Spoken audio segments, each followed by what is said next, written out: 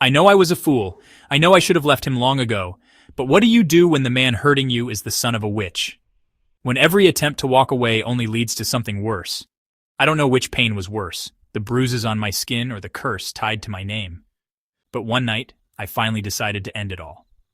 And that was when the real nightmare began. Jomar was the first man I ever truly loved. At first, he was sweet, buying me food at school, picking fights with any guy who looked at me, and always watching over me no matter where I went. But as time passed, he started to change. First, it was the insults. You're such a flirt. Then, the slaps. You never listen, do you? Until one night, he wrapped his hands around my throat. Try leaving me, Joyce, and see what happens. I tried to break up with him many times, but every time I did, strange things happened. I would suddenly fall ill. Unexplained wounds would appear on my body. I would wake up in the middle of the night, unable to move, feeling a cold hand brush against my throat. Everyone in our town knew about Mang Herminio, Jomar's father, a witch. They said no one could cross him and get away with it. His enemies suffered misfortunes. Some died, some lost their minds, and some simply vanished without a trace. And because Jomar was his son, I knew I couldn't just leave. Because if I did, I might not wake up the next morning. That night, Jomar went too far. He beat me senseless for no reason. You bitch, Joyce. What the fuck is your problem? He screamed, slapping me over and over. I lay on the floor, bloodied and broken. And that was when I realized I would die if I stayed. At 2 a.m, while he was fast asleep, I ran.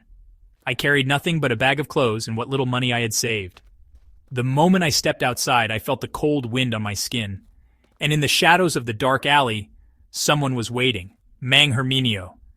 I didn't know what to do. Joyce, he whispered, his voice eerily loud in the silence of the night. I swallowed hard, my body frozen in place. He took a slow step forward. Did you really think you could escape? That was when I noticed. His eyes were completely black.